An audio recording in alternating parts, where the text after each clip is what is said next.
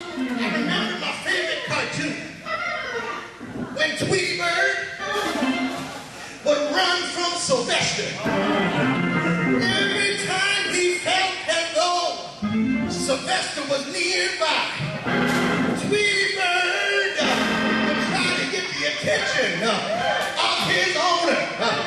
Tweety Bird would say, uh-oh, I think I tore a pudding cat. And he would put so much pain on that pudding cat.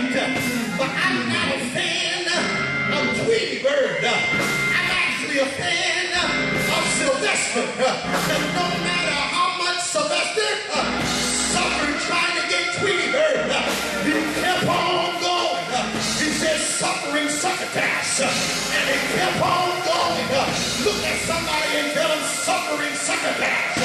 But I gotta keep going. Suffering saints, you can make it. You can make it. You can make it. Don't give up. Don't throw in the towel. Don't hang up your coat. Don't turn away. But hold on. You can make it. Sure, yeah. Say yeah. Yeah.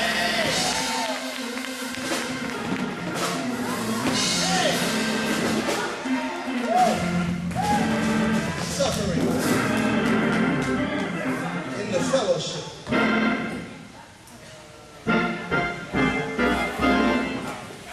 Of his suffering. I'm going to close here. I ain't preached in 3 weeks. I better close because I got 3 weeks worth. I'll give him week 2 on Sunday. Suffering saints. I said, Lord, why do you want me to preach this one? God says, because there's so many of my people who are suffering.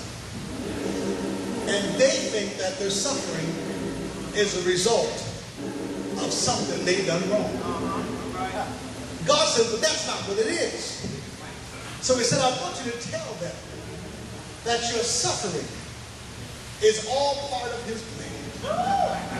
For a good man's steps are ordered. Ontario Diocese, it seems like we're suffering. But I heard Bishop P.A. Brooks say many years ago, you'll never know you've succeeded until first you fail. Just because it doesn't turn out the way you want it doesn't mean it's not going to turn out. I learned the hard way. This building taught me this. Grandma always said he may not come when you want. Had an auction the other day. This is my altar call, Bishop. Had an auction here the other day. I'm learning that not everything has to be church. Some of y'all mad at me. That's okay. I said, I'm learning it. They said, we want to do an auction. I said, well, what's that?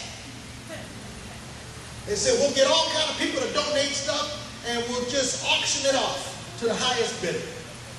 I said to my assistant, I said, well, you go ahead. I don't want nothing to do with it. That's what I said. You go ahead. I got too much on my plate. She came to me and said, man, we got guitars donated. We got paintings donated. We got trips donated. We got free memberships donated. I said, oh, man. She said, and a car dealership said that we'll give you a car for the weekend and pay for your gas and your insurance and your rental, and you can go where you need to go. Says she got a Ford Focus. I said, well, it's all right. It's not a Chrysler. So, the auction came up. I was in a meeting. Listen, not a person came, but 3 people. Announcement all over the place. Spent money on a newspaper ad. 3 people.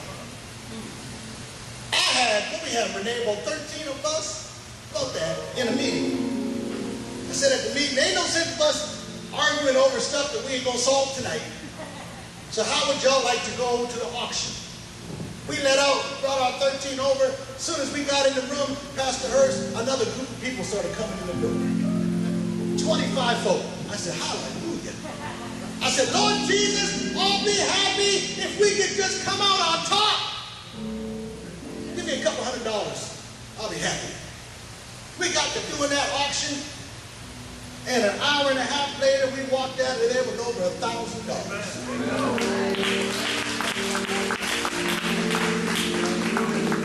That woman looked at me and said, "You was praying, wasn't you?" I said, "Well, someone had you." My brothers and sisters, when you trust God, that's right, you've got to take him at his word. That's right. If he said it, he cannot lie. That's right. Some of y'all say, "Well, Pastor, what you going to do from here on?" I'm going to trust him. Mama Pat said it to me all the time. The money's out there. I used to say, "I'm not worried." I used to say, "Father, you said you own a cattle on 1,000 hills. Give me a cattle." That's why I said, "Just give me one cow." And a preacher stopped me and said, "Listen, why you limiting yourself?" He said, "If God owns a cattle on 1,000 hills, ask God for the hill."